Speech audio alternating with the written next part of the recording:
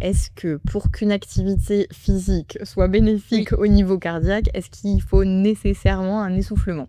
Non, pas forcément. Par exemple, moi j'ai un chien. Ouais. Je promène mon chien. Ouais. Mon chien il fait des pauses. Du coup, moi je m'arrête aussi. Alors, est-ce que c'est de l'endurance ou c'est pas de l'endurance?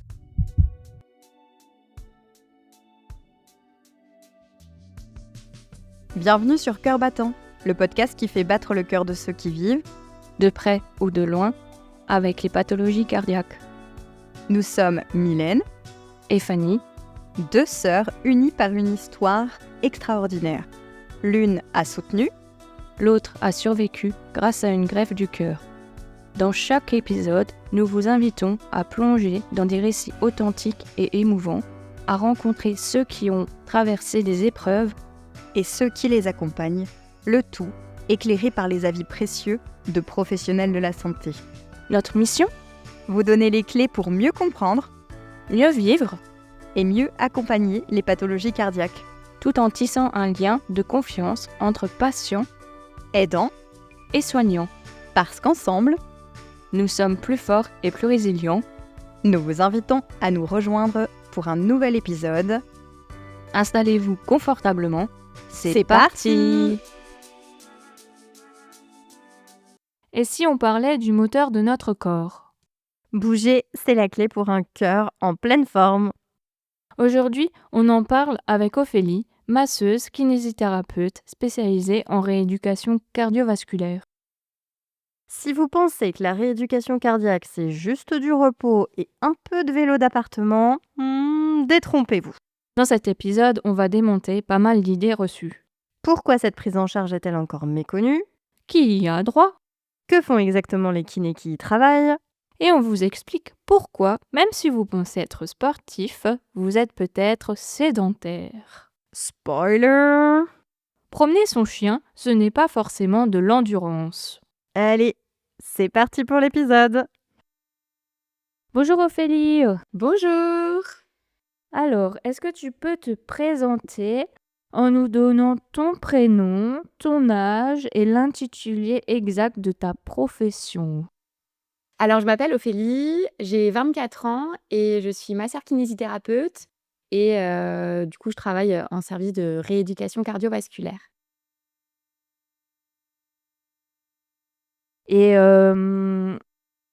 qu'est-ce qui t'amène vers ce métier de kiné en rééducation cardiaque Ouais, on peut dire cardiaque, Ouais, ouais. ça passe. Ça passe.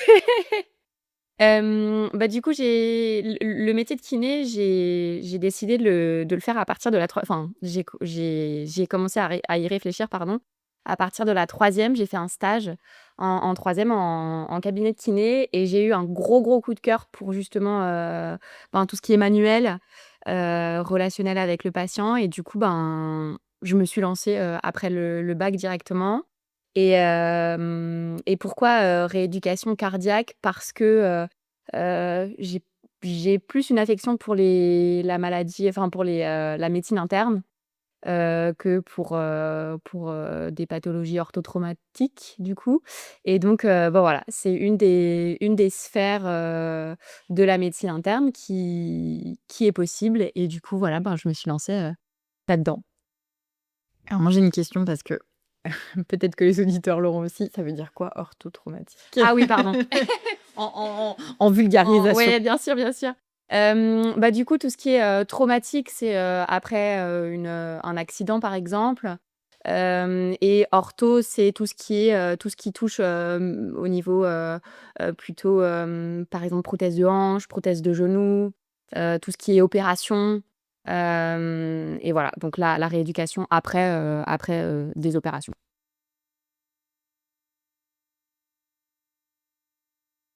Pour n'avoir jamais mis les pieds dans un service de rééducation cardiaque, est-ce que tu peux nous dire de qui est composée ton équipe de soins dans le service de rééducation cardiaque? Ouais. On va dire globalement qui s'y trouve. Du coup, des médecins, donc des cardiologues. Ensuite, on a l'équipe de rééducation, donc qui est constituée de kinés, d'APA, donc c'est des éducateurs d'activité physique adaptée. C'est comme un petit peu pour faire très court, mais c'est un prof de sport, on va dire, adapté à la pathologie. C'est constitué aussi de psychologues, de tabacologues, ergothérapeutes s'il y a nécessité, secrétaire.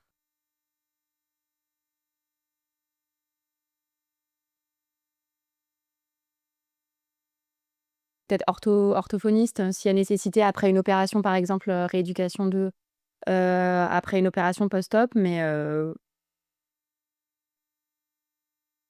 Du coup, ça fait quand même, un bon nombre de de personnes.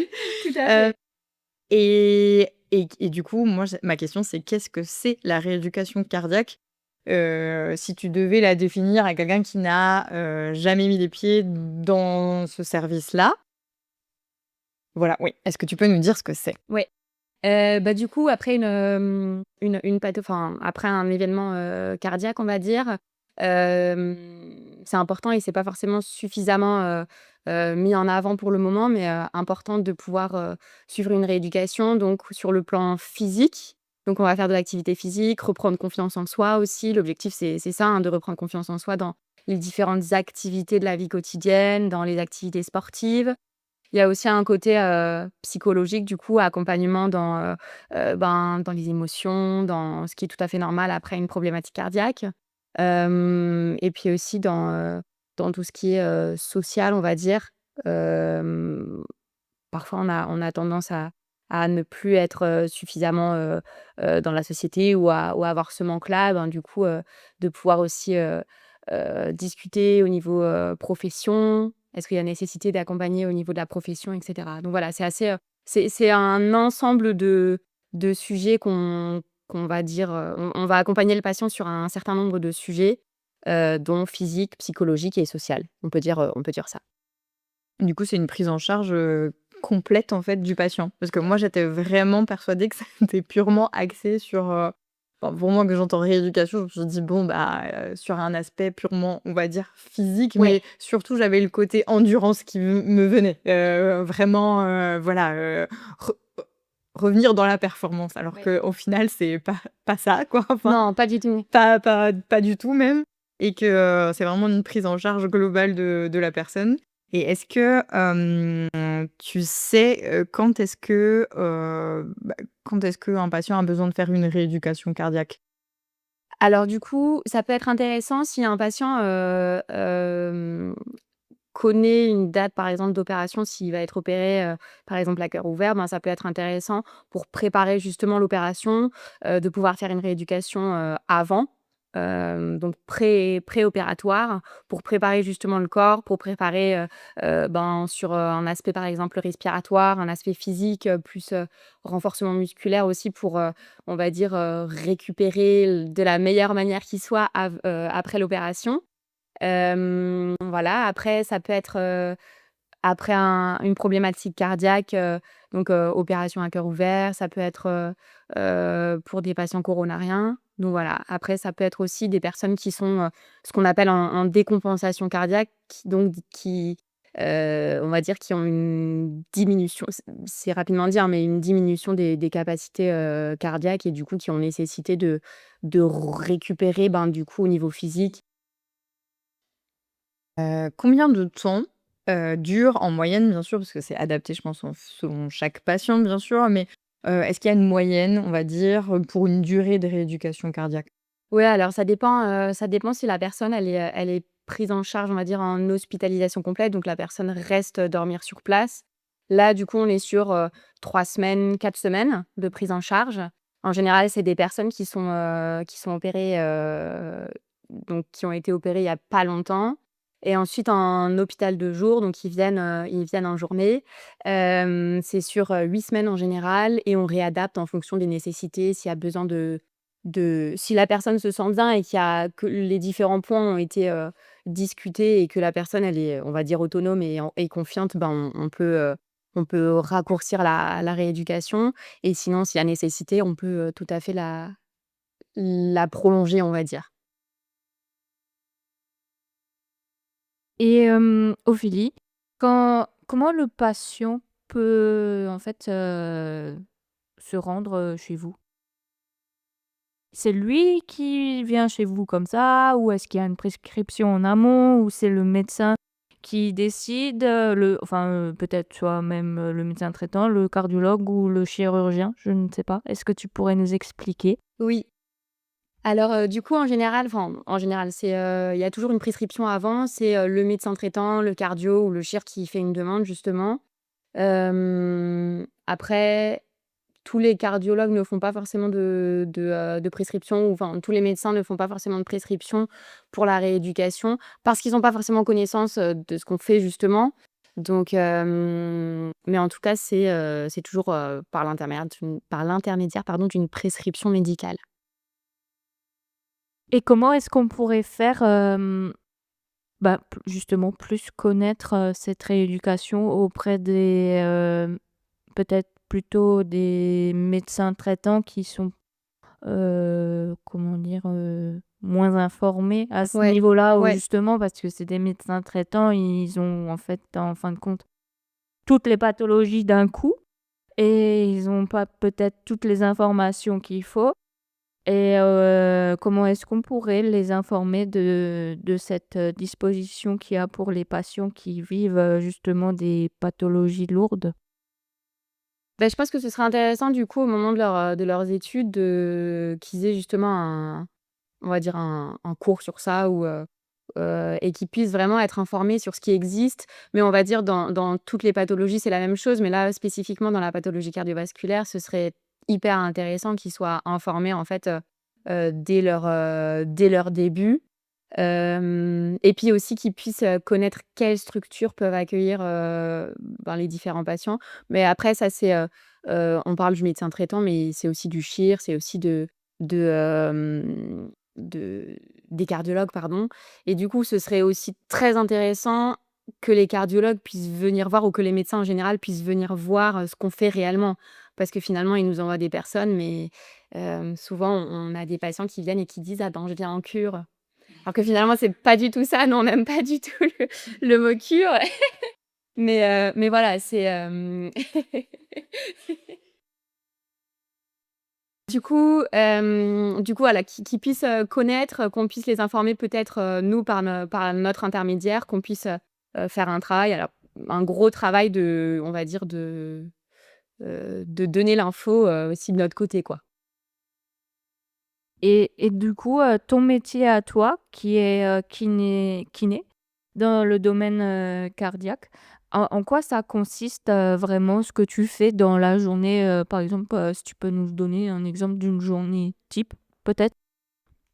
Bah, par exemple, en hôpital de jour, du coup, on accueille, des patients sur la demi-journée et donc la demi-journée, en général, elle est compartimentée en 3 activités. Activité physique et puis aussi après on propose, des temps d'échange sur, différents sujets, qui peuvent intéresser du coup les différents patients sur la pathologie cardiovasculaire. C'est assez vaste, hein, ça peut aller de l'anatomie du cœur à, un topo sur le stress, par exemple, qui est un facteur de risque de la pathologie cardiovasculaire. Nous, en tant que kiné, quel est les rôles qu'on peut avoir, réellement? C'est, par exemple, spécifiquement sur, des problématiques respiratoires suite à une problématique, cardiaque. Ça peut arriver. Donc on va les orienter, sur des exercices, revoir les exercices, qu'ils ont pu avoir ou leur donner de nouveaux exercices. Après je pense qu'on met tous un peu notre patte, dans dans le service, on va dire. Et du coup, ça va de l'autonomisation aussi, donner des exercices d'autonomisation aux patients, voilà pour atteindre, on va dire, la liberté, de faire un peu les activités qu'ils veulent, quoi. Quelles sont les formations, je pense, complémentaires que tu as faites après ton diplôme, officiel de kinésithérapeute? Quelles sont les formations que tu as choisies, les approches que tu as choisies aujourd'hui, pour, faire ton métier, au sein du coup, du service de rééducation cardiaque? Du coup, ce qui est essentiel, c'est de faire, ce qu'on appelle l'AFGSU, c'est, les premiers secours. Du coup, essentiel de faire ça, donc on a cette formation, par l'intermédiaire du centre. j'ai pas fait de formation, en plus, on va dire. J'ai été formée sur le terrain avec mes collègues qui sont, ça fait des années qu'elles travaillent là-bas et du coup, elles sont carrées là-dessus et puis, voilà, j'ai pas fait de formation en plus spécifique, à la pathologie cardiovasculaire. Et je pense que cette formation justement au premier secours, c'est au cas où s'il arrive quelque chose. Et est-ce que vous avez déjà eu besoin justement, à avoir recours à cette formation? Est-ce que vous avez déjà eu des patients qui ont, ben, fait une récidive, je type, arrêt cardiaque pendant un exercice? Alors moi, depuis que je travaille, au centre, j'ai eu la chance, on va dire, de pas, avoir eu de problématiques, on va dire, graves avec, enfin graves, voilà, suite à la pathologie cardiovasculaire. Donc moi, j'ai eu de la chance de pas avoir, nécessité, d'utiliser les informations que j'avais eues, enfin les données que j'avais eues, lors de cette formation. Après j'ai des collègues effectivement qui ont eu recours à, bah, à des gestes de premier secours. Mais moi j'ai pas eu nécessité pour le moment. Quel est l'objectif que tu poses en tant que kiné quand une personne vient en rééducation cardiaque? Ouais.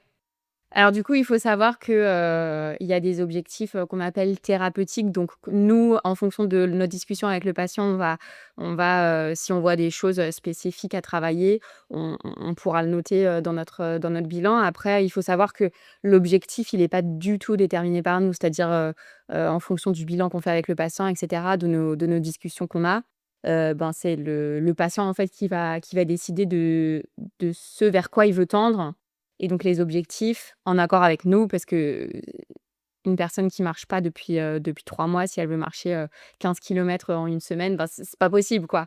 Donc il faut que les objectifs soient réalisables, mais enfin dans un temps défini, on va dire. Mais par contre, on oriente toujours le patient vers les objectifs qui décide, lui-même. Donc les objectifs principaux qu'on peut, donner, c'est, ben, reprendre confiance en soi. Ça peut être le plus gros objectif, on va dire. Et puis on va dire, le deuxième objectif aussi très, très important, c'est de pouvoir, ben, continuer l'activité physique après et de manière pérenne parce que finalement, quand ils viennent en activité chez nous, ben, tout est préparé, on va dire. Et donc le plus difficile, c'est de pouvoir continuer ensuite, ben, sur du long terme, quoi.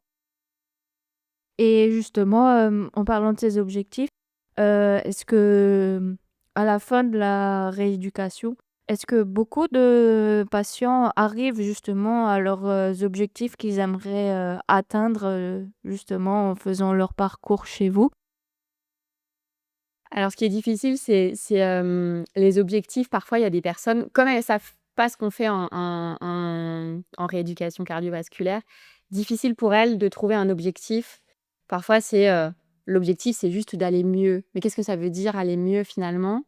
Donc en 1er lieu, avant de la rééducation, il faut vraiment qu'on se concentre sur ces objectifs et un petit peu plus être, pointilleux et essayer de trouver réellement, même si pour la personne, ça a l'air, pas forcément, un énorme objectif. On essaye quand même d'avoir des objectifs clairs et précis et en général, on arrive effectivement à très souvent même, on arrive à atteindre ces objectifs, pendant la prise en charge.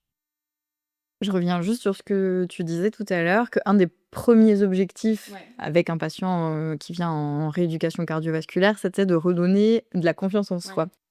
Et c'est quoi le lien? Enfin, pourquoi est-ce que chez les personnes ayant subi, je sais pas, un problème cardiaque, le lien enfin, quel est le lien entre confiance en soi et rééducation cardiaque? Si tu peux nous en dire un peu plus? Bien sûr. En fait, du coup, quand une personne, a une problématique cardiaque, ben, finalement, il y a des personnes qui le ressentent pas forcément avant d'avoir le problème cardiaque et du coup de reprendre confiance et de savoir aussi déterminer, quelles sont leurs sensations. Ça, c'est aussi hyper important. Et puis, ben, quand on pense problématique cardiaque, c'est comme même essentiel, du coup, la pompe, on va dire, qui fait fonctionner le corps.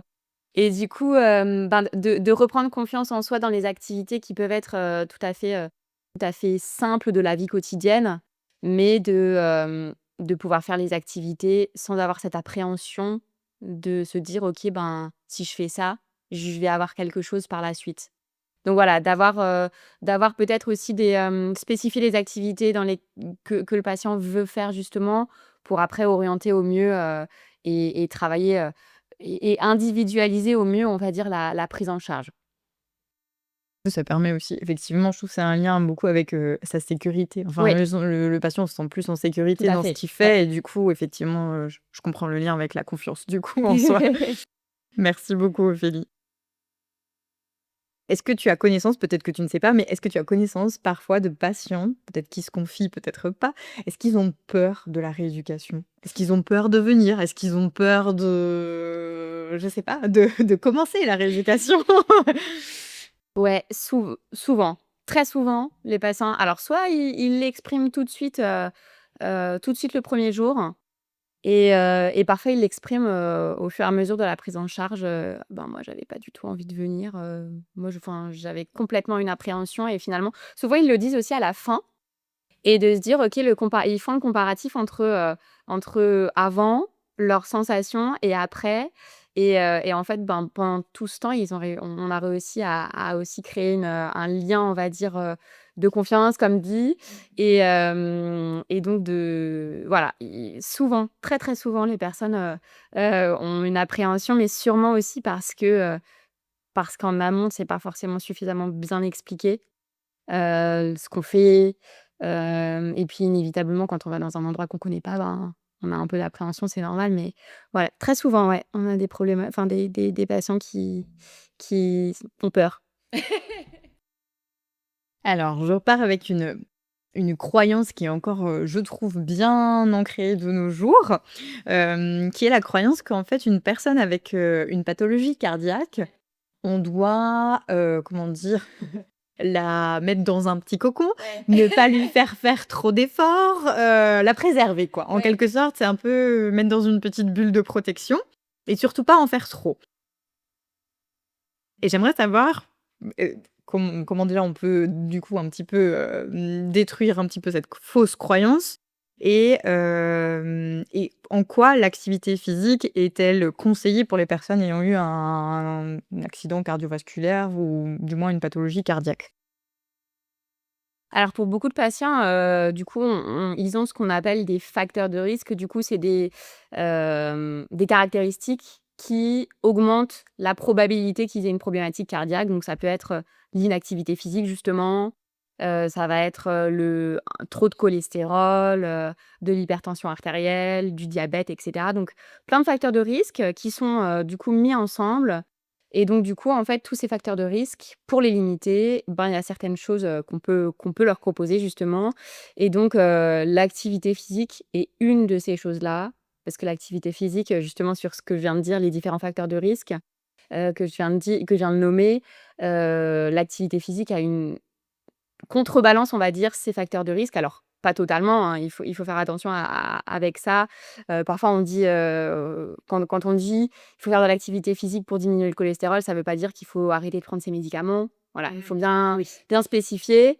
Mais en tout cas, l'activité physique, je pense, le message qu'on peut passer pour un peu casser cette croyance, c'est de dire: «OK, il y a des facteurs de risque», expliquer ce que c'est les facteurs de risque et à partir de ça, dire: «Bah, en fait, l'activité physique, a été prouvé avec des études et cetera que, ben, ça protège» et donc en fait, c'est ça le mot, le message clé. L'activité physique protège le cœur. Voilà et en réalité, hein, En parlant d'activité physique, moi je voulais savoir, qu'est-ce qu'on préconise de faire, comme activité physique? Qu'est-ce qu'ils font les patients? Est-ce qu'ils marchent? Est-ce qu'ils courent? Comment est-ce que les patients sont pris en charge quand ils arrivent au centre? Et quelles sont, peut-être les préconisations de faire après la rééducation en activité physique?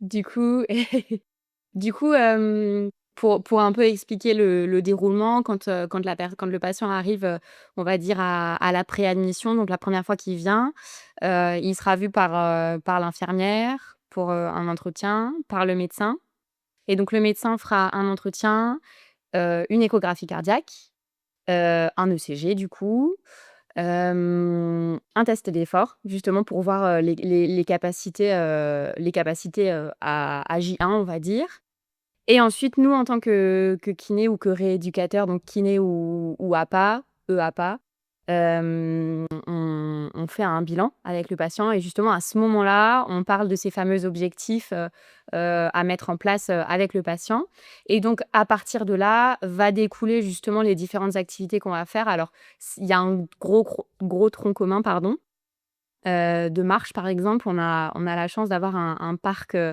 à côté du centre donc de la marche dans le parc.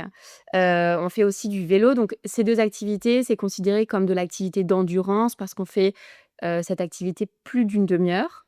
Donc plus d'une demi-heure, c'est de l'activité d'endurance.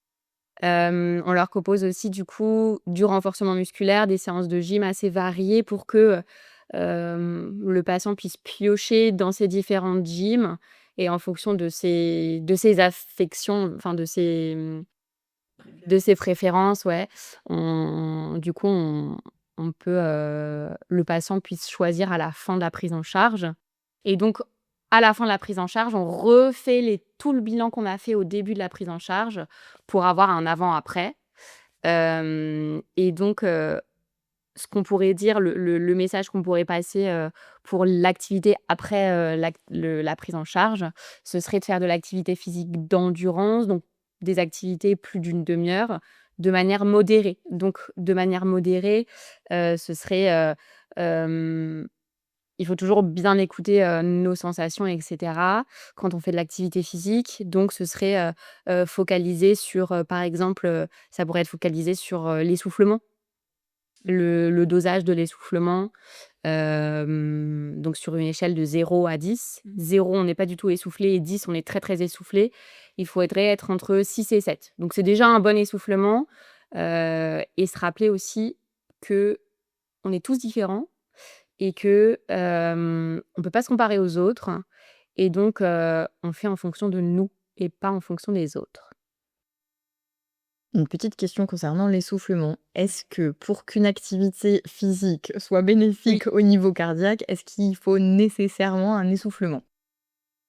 Non, pas forcément finalement, l'objectif du coup dans l'endurance, ça va être enfin nous ce qu'on explique, à nos patients, c'est de faire de l'activité physique modérée. Donc on utilise ce critère-là d'essoufflement, mais on va dire, si on fait même une activité, sans forcément de l'essoufflement, on va sortir de l'inactivité physique et de la sédentarité et donc c'est ça aussi qu'on combat. L'inactivité physique et la sédentarité, c'est pas du tout la même chose finalement. La sédentarité, c'est, de rester assis pendant 8 heures par jour, par exemple et de rien faire, c'est-à-dire si on reste 8 heures assis pendant la journée et qu'on fait 1 heure et demie de sport le soir, on est quand même considéré comme sédentaire. Parce que du coup, ça va être la durée assis la journée et donc en fait, même si on fait de l'activité physique le soir, ben, on est considéré quand même comme sédentaire pendant la journée. C'est là qu'on se rend compte que quand on travaille toute la journée assis et qu'on va juste une demi-heure ou 1 heure au sport le soir, peut-être qu'on est considéré comme sédentaire. Exactement. En fait, c'est ça, hein, on est considéré comme sédentaire finalement. On fait quand même de l'activité physique, on peut dire qu'on est sportif Ouais. finalement, mais on est sédentaire. Intéressant. À réfléchir du coup. On va prendre, un exemple avec un patient qui est, par exemple, en hospitalisation complète. Combien de temps est-ce que toi, tu vois ce patient-là, on va dire quotidiennement? Du coup, en hospitalisation complète, on est sur la même base d'exercice, donc 3 activités dans la journée, mais éparpillées dans la journée. Donc, de la gym, de la marche, du vélo, sur les mêmes bases, on va dire, que de l'hospitalisation, de jour et en plus, en fonction des objectifs qu'on a établis, s'il a nécessité d'être vu, en dehors, en individuel, ben, il est vu aussi en individuel. Donc on va dire sur une durée, on pourrait dire, à peu près, 3 heures dans la journée. Et quand ils sont du coup en hospitalisation de jour, Ouais. ils viennent enfin, combien de temps est-ce qu'ils sont présents du coup au centre et combien de temps est-ce que toi tu leur accordes en fait sur le moment où ils sont présents? Alors du coup, on est toujours avec eux, en tout cas dans notre fonctionnement, au centre. Ils viennent du coup sur la matinée, donc on va dire à peu près de 8h30 à 11h45. Donc sur cette plage horaire, ils sont, on va dire le matin, hein, ils sont là et donc en général, au minimum, on est, 2 heures avec eux en fonction du troisième temps du coup, bah, si c'est nous qui le faisons, bah, on est avec eux toute la matinée et puis sinon, au minimum, on est 2 heures à peu près avec eux. Et est-ce que, c'est en groupe ou est-ce que c'est individuel en hospitalisation complète et en hôpital de jour? Donc du coup, pour les 2, c'est du groupe, mais on essaye au mieux, on va dire, d'individualiser, la prise en charge en fonction de ces fameux objectifs et d'ailleurs, j'ai oublié de répondre à une de tes questions, Fanny. Pour certaines personnes, par exemple, qui souhaitent reprendre la course, après la problématique cardiaque, bah, on peut aussi les faire courir. Du coup, on a un tapis de course et donc on y va progressivement, pareil, hein, comme tout le monde, on va dire. Mais on peut orienter vers la reprise de course. C'est aussi une des activités qu'on propose, en fonction des objectifs. Donc c'est que du collectif et s'il y a nécessité de voir un individuel, bah, on voit un individuel. Mais un hôpital de jour, on n'a pas, on va dire, suffisamment le temps de voir, régulièrement en individuel, mais s'il y a nécessité, vraiment, on prend le temps. Et est-ce que tu aurais des conseils, peut-être 3 conseils, génériques, simples à transmettre à nos auditeurs ou auditrices afin de prendre soin de leur santé cardiaque? Ou même, tout simplement si on est une personne lambda sans problème, mais justement pour entretenir, sans oublier que le cœur, c'est un muscle. Totalement. 1er conseil, ça rejoint un peu ce que j'avais dit avant. 1er conseil, faire de l'activité physique.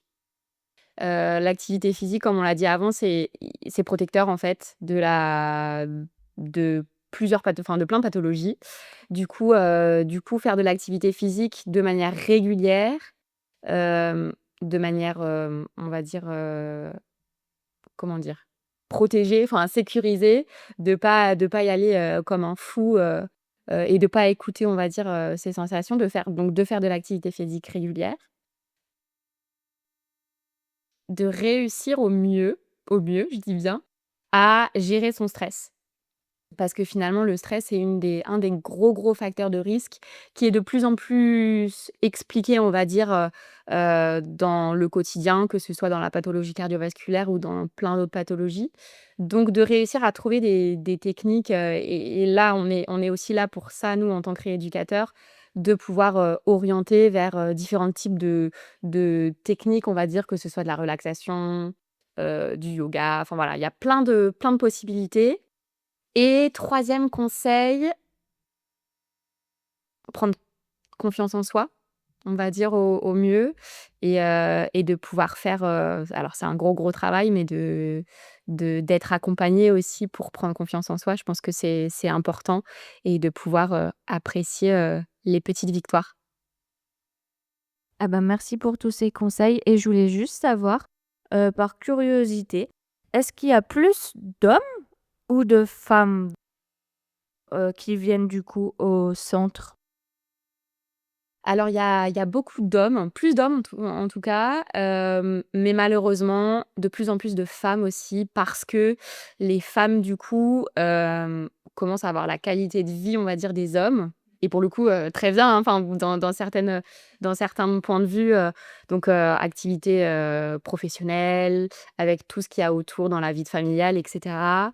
Donc ouais, on a de plus en plus de femmes et de plus en plus de femmes jeunes Parce qu'il faut savoir, en fait, jusqu'à la ménopause, on est plus protégé en tant que femme grâce aux hormones. Et donc, après la ménopause, il y a de plus en plus de femmes, on va dire. Enfin, on a plus de risques d'avoir des problématiques cardiaques. Et en fait, actuellement, on a de plus en plus de femmes jeunes avant la ménopause. Je retiens du coup le premier conseil que tu donnais, qui était de faire une activité physique régulière, mais tout en sécurité, donc adaptée à ses capacités, on Tout va à dire. fait. Ouais. Tu conseillerais quotidiennement, quelle est pour toi la durée, on va dire, d'une activité physique qu'il faudrait faire tous les jours? Est-ce que tu conseilles du coup, peut-être pas de rester assis toute la journée puis de faire de l'activité le soir? Quelle est selon toi, avec ton expertise de kiné bien sûr, on va dire, une journée idéale au niveau, voilà, prendre soin de son cœur en pratiquant une activité physique? Bah, du coup, je dirais, après ça dépend, ça je l'ai pas dit non plus, mais l'activité physique, c'est important que le patient la choisisse. C'est-à-dire, s'il aime pas faire de vélo, ça sert à rien qu'il fasse du vélo à la maison, hein. Parce que sinon finalement, il continuera pas l'activité physique, on va dire sur du long terme. Donc, je pense, 1/2 heure d'activité physique par jour, ce serait très intéressant. D'endurance, par exemple de la marche, tout simple. Et donc du coup, si les personnes, enfin toutes les personnes, que ce soit les personnes qui travaillent ou des personnes retraitées, de rester, on va dire, actifs et par exemple, si on travaille, à un bureau, ben, par exemple, de changer un petit peu la manière d'être à son bureau. Est-ce que, le bureau peut se monter, par exemple, et donc être un peu plus debout ou de pouvoir faire une pause de 5 minutes, de marcher, dans le couloir et pour justement, mettre en mouvement son corps et casser cette sédentarité. Moi, j'avais, du coup, l'endurance. Peut-être qu'il y a des gens qui ne savent pas ce que c'est, mais par exemple, moi, j'ai un chien. Ouais, Je promène mon chien. ouais. Mon chien, il fait des pauses. Du coup, moi, je m'arrête aussi. Alors, est-ce que c'est de l'endurance ou c'est pas de l'endurance? Très, très bonne question. Alors, en fait, c'est pas considéré comme de l'endurance parce que finalement, tu fais des pauses et donc l'endurance, quand nous, on parle d'endurance, c'est faire une activité physique continue Mmh. pendant plus de 30 minutes. Donc effectivement, là, on n'est pas dans l'endurance. Mais c'est vrai que c'est aussi, une idée reçue: «Ah bah non, mais moi je promène mon chien, c'est un petit chien, un chihuahua, du coup il s'arrête», enfin je fais je fais une caricature, mais mais effectivement s'il s'arrête, tous les 30 mètres, on n'est pas du tout dans l'endurance. Très bonne question. Et quel serait le message ou les valeurs que tu souhaites partager aujourd'hui à travers ton témoignage? De pouvoir, en tant que patient, de pouvoir poser les questions que vous avez, toutes les questions, aucune question n'est idiote. Parfois, nous en tant que professionnels de santé, nous on en voit plusieurs, enfin on voit plein de monde et donc du coup, ça pourrait paraître idiot les questions, mais posez toutes les questions que vous voulez. En rééducation, pardon, on n'est pas, on s'adapte à chacun et donc du coup, j'espère que tout ce dont on a pu discuter aujourd'hui et avec tout le podcast que vous faites, ben, de pouvoir, encourager les gens à aller à la rééducation avec un peu plus de, comment dire? Alors, d'enthousiasme, il y a des personnes qui sont avec enthousiasme, mais moins de peur, en fait, finalement. Donc voilà. Moins d'appréhension et de se dire qu'on adaptera toujours en fonction de la personne.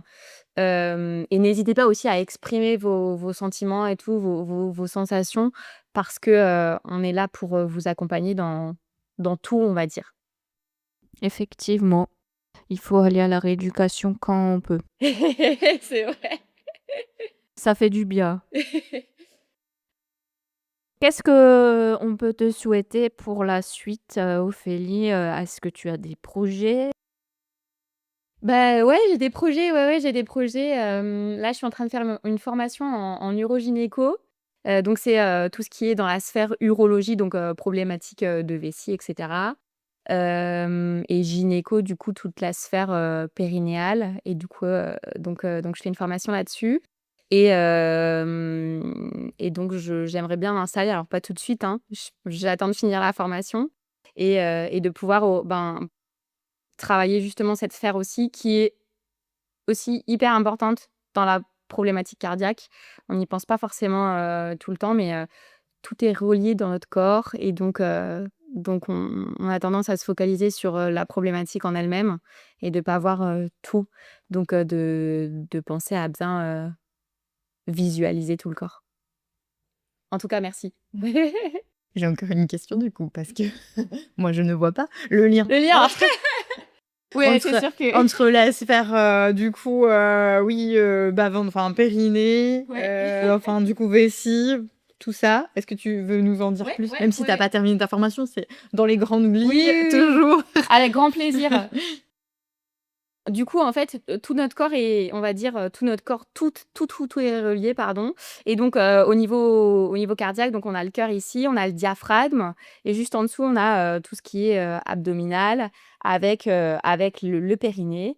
Et du coup, si une de ces structures-là, que ce soit le diaphragme, le périnée, le cœur finalement qui est posé sur le diaphragme, tout ce qui est aussi abdomen, dos, tout ça, si tout ça est, on va dire, si dans une de ces parties-là, il y a une problématique, ça peut alors je dis pas que s'il y a une problématique de périnée, ça va engendrer, des problématiques cardiaques, hein, c'est pas du tout ça que je veux transmettre. Mais, de se dire: «OK, s'il y a une problématique au niveau du diaphragme, peut-être que ça peut affecter au niveau de la sphère, périnéale et donc de faire un travail, plus de fond sur le diaphragme, le périnée et cetera. Et il faut aussi penser, ça c'est aussi un point, essentiel qui est encore très, très tabou, tout ce qui est, sexologie aussi. C'est aussi dans la sphère, il y a aussi, la sphère dans la sexologie et des personnes qui ont des problématiques cardiaques peuvent avoir des problématiques, de sexualité et donc d'y penser aussi, de se dire, on est là aussi pour ça. En plus de tout ce dont j'ai parlé avant, on n'en parle pas trop. Je veux dire, c'est super tabou. Enfin, je veux Hyper dire, tabou. hyper tabou encore aujourd'hui. Ouais. Peut-être d'autant plus du coup pour les personnes d'une tranche d'âge peut-être un peu Oui, plus élevée parce que je ouais, pense qu'il y a une pudeur tout à fait. et une retenue. Peut-être qu'avec des personnes un peu plus jeunes, ça commence quand même un petit peu à je sais pas, à se démocratiser de pouvoir en parler plus librement. Donc j'imagine bien. Mais c'est super intéressant, je ne connaissais pas non plus le lien entre les deux. En fait, les personnes justement, plus âgées, en fait, elles ont pas cette éducation qu'on et je pense que nous, on n'a pas encore, cette éducation-là, que ça fait partie de nous, finalement, que c'est, que notre périnée, c'est, comme notre cœur, finalement. Enfin, c'est une partie de nous, c'est comme notre nez, comme notre bouche, enfin, peu importe, mais et de se dire, c'est de banaliser, en fait, cette sphère et de parler avec, les bons termes. De se dire: «OK, c'est le périnée, c'est la vulve», enfin voilà, des trucs qui sont encore hyper tabous et qui sont essentiels, heu, dans l'éducation, on va dire, de base. J'en profite pour rappeler que ce ne sont pas que les femmes qui ont un périnée. Oui! Tout à fait! Donc tout le monde est concerné par Tout le cette monde, question. ouais, tout le monde est Les concerné. hommes comme les femmes. Tout à fait. Et juste pour revenir à la sexualité dans la pathologie cardiovasculaire, il peut y avoir des problématiques parce que, alors soit à cause des médicaments qui peuvent engendrer des problématiques, peu importe dans la libido, dans l'excitation et cetera, et aussi une appréhension finalement à se dire: «OK, est-ce que je peux? Est-ce que», enfin voilà.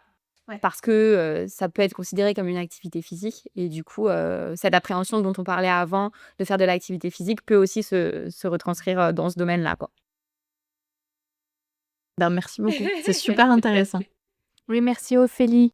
Merci à vous. Et on te souhaite beaucoup de réussite et de bonheur dans la suite de ton parcours. Et merci d'avoir échangé sur ces sujets. Et j'en profite du coup, comme message final, pour rappeler que en rééducation cardiaque, vous n'allez pas simplement remuscler le cœur, mais qu'on non. touche à tous les domaines. J'ai l'impression qu'on est sur un packaging complet de la personne. Donc, si vous hésitez ou si vous sentez que peut-être ça peut être une bonne idée pour vous, et ben, regardez si autour de chez vous ou parlez-en à votre médecin pour savoir s'il y a possibilité ou pas d'entamer une rééducation cardiaque qui ne va pas simplement que faire du bien à votre cœur. Tout à fait. En tout cas, merci, et merci pour ce que vous faites les filles, c'est génial et prenez soin de vous, Merci. que ce soit vous, que ce soit les auditeurs et prenez soin de votre corps en général, de votre cœur et faites-vous confiance. Merci Ophélie. Merci les filles.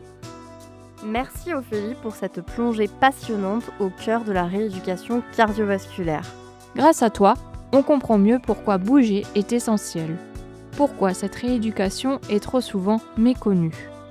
Et surtout, pourquoi il est temps d'arrêter de croire que c'est une simple cure.